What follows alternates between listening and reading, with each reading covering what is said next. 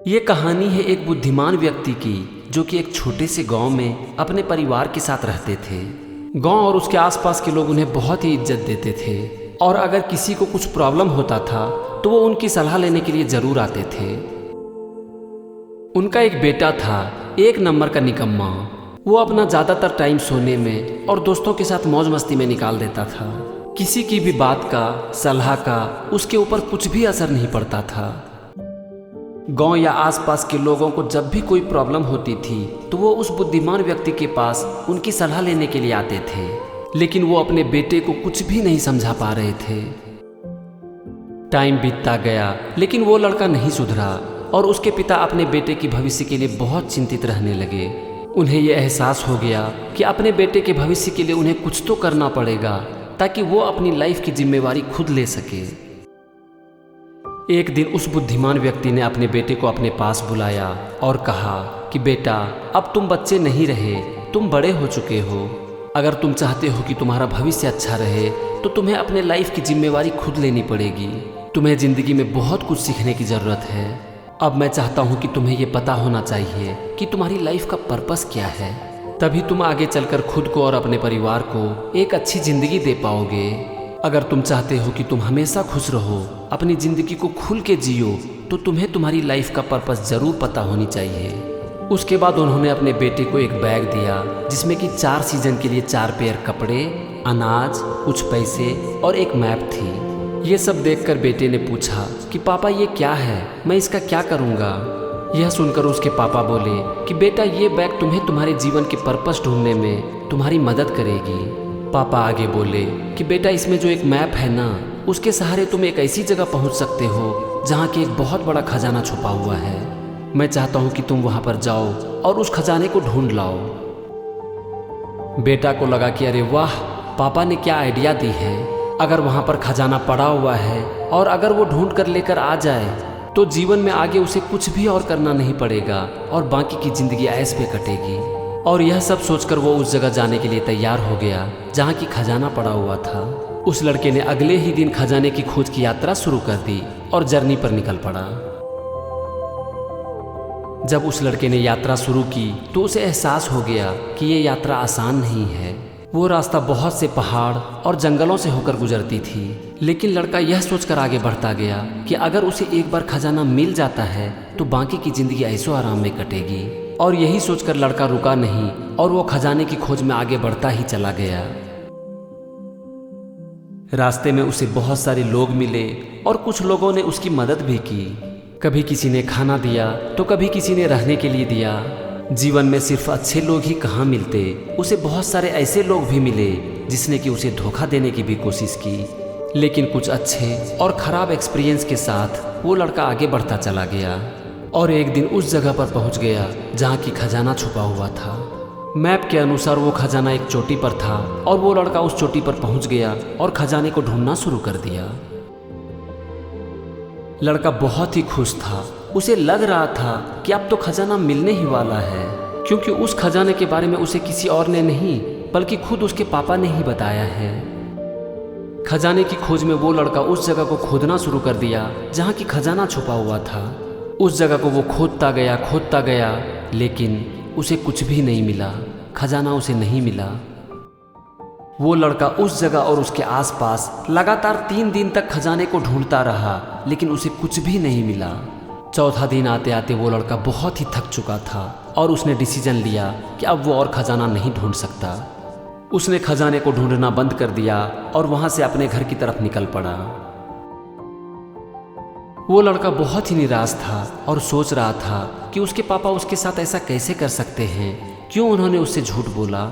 अगर वहां पर खजाना नहीं था तो क्यों उन्होंने उसे वहां पर भेजा? उसे इतने बड़े प्रॉब्लम में क्यों डाला?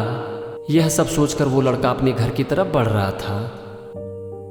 रास्ते में लड़का कभी कभी रुक जाता था, कभी वो फूलों को देखता तो कभी नीले आसमान को, कभी आसमान में चहकते हुए पंछियों को देखता तो कभी रात में चांद और सितारों को।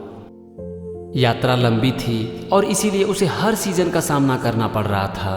कभी सर्दी तो कभी गर्मी, कभी बरसात तो कभी बसंत ऋतु। लेकिन लड़का हर जगह रुककर कुदरत के नज़ारे को देखता और मन ही मन मुस्कुराता। कभी आंख बंद करके वो हवा का अनुभव करता तो कभी नीले आसमान में पंछियों को देखता, कभी बारिश में झूमने लगता तो कभी रात में चांद और सितारों के साथ बात करता, कभी सूर्योदय का आनंद लेता तो कभी सूर्यास्त का, कभी वो पेड़ और पौधों के बीच बैठकर पेड़ों से बात करने लगता तो कभी जानवरों के साथ खेलने लगता। उसका खाना खत्म हो चुका था और इसीलिए वो जंगलों में खाने को खोजकर खा रहा था। वो सूरज के पोजीशन को देखकर समय का अंदाज लगाने की कोशिश करता और अपने जर्नी का प्लान करता। जंगलों में बहुत सारे खतरनाक जानवर भी थे जिससे वो खुद को बचा भी रहा था। रास्ते में उन्हें वो सारे लोग फिर से मिले जिन्होंने कि उसकी मदद की थी। लड़के ने रास्ते में फिर से उन लोगों के साथ अपना वक्त बिताया जिन्होंने कि उसकी मदद की थी, और इस बार लड़के ने भी उन सब लोगों की मदद करने की कोशिश की। उसे ये एहसास हो रहा था कि ये सब लोग कितने अच्छे हैं जिन्होंने कि बिना किसी स्वार्थ के उनकी मदद की। इस यात्रा में पूरे 2 साल बीत गए और जब 2 साल बाद वो घर वापस लौट कर आया तो सबसे पहले अपने पापा से मिला।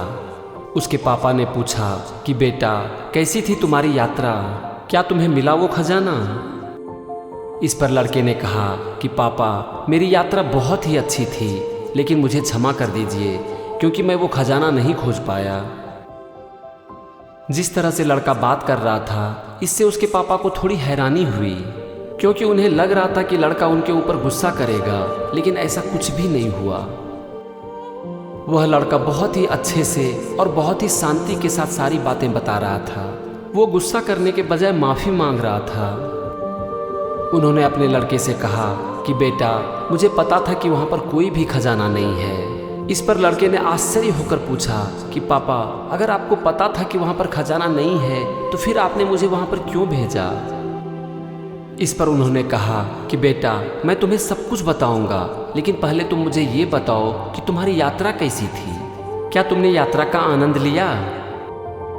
इस पर लड़के ने कहा कि पापा जब मैं उस खजाने को ढूंढने जा रहा था तो मेरा पूरा ध्यान खजाने के ऊपर था और मैं ये सोच रहा था कि मुझे वहाँ पर जल्दी पहुँचनी चाहिए, नहीं तो शायद कोई मेरे पहुँचने से पहले ही वो खजाना लेकर चला जाए। और इसीलिए उस यात्रा में क्या कुछ हो रहा था मुझे ज़्यादा कुछ पता भी नहीं चला। मेरा पूरा ध्यान उस खजाने के ऊपर था।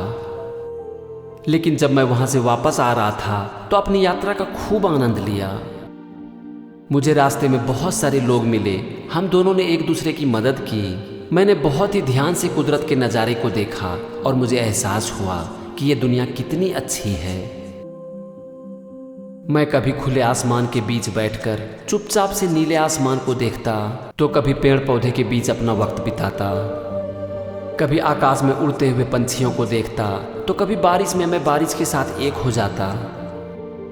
पापा हमारे आसपास बहुत कुछ हो रहा होता है, लेकिन उसके ऊपर मेरा कभी भी ध्यान नहीं गया।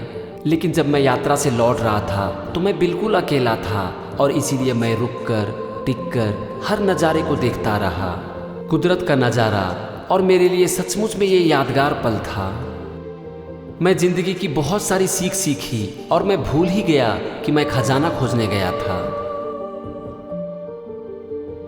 इस पर उस व्यक्ति ने कहा कि बेटा तुम्हें वहां पर भेजने का मेरा यही पर्पस था। मैं तुम्हें ये सीख देना चाहता था कि हमेशा तुम्हारी लाइफ में कुछ ना कुछ गोल जरूर होना चाहिए, लेकिन अगर तुम अपने गोल के प्रति बहुत ज़्यादा फोकस्ड हो जाते हो, बहुत ज़्यादा सीरियस हो जाते हो, तो तुम जिंदगी के असली खजाने को मिस कर जाओगे। और जीवन का सबसे असली खजाना है पर्पस ऑफ आवर लाइफ, हमारा जीवन का उद्देश्य, हमारे जीवन का मकसद। हमें ये जानने की ज़रूरत है कि हमारी ज़िंदगी का क्या पर्पस है। सच तो ये है कि लाइफ का कोई गोल नहीं होता, लाइफ का सिर्फ पर्पस होता है। और लाइफ का सबसे बड़ा पर्पस है लाइफ को एक्सपीरियंस करना और जीवन में हर दिन आगे बढ़ना। उन्होंने आगे कहा कि बेटा गोल हमारी लाइफ में बहुत ही इम्पोर्टेंट है, क्योंकि इसके बिना हम जिंदगी में भटक जाएंगे। और इसीलिए हर इंसान की ज़िंदगी में गोल ज़रूर होनी चाहिए और उसे अचीव करने के लिए हमें जी जान से मेहनत भी करनी चाहिए। लेकिन उस गोल को अचीव करने के लिए हमें इतना भी सीरियस नहीं हो जाना चाहिए कि हम लाइफ को ही भूल जाएं। उन्होंने आगे कहा कि बेटा तुम सबसे पहले अपनी ज़िंदगी का एक लक्ष्य फिक्स करो, अपना एक गोल फिक्स करो और उसके लिए जी जान से मेहनत करो। लेकिन इसके साथ साथ ज़िंदगी को खुल के जियो, जी भर के जियो, क्योंकि भगवान ने हर इंसान को एक बहुत ही अनमोल तोहफा दिया है और वो है हमारा जीवन। Life is only travelled once. Today's moment becomes tomorrow's memory. Enjoy every moment of life, good or bad, because gift of the life is life itself. Thank you and wish you all the best.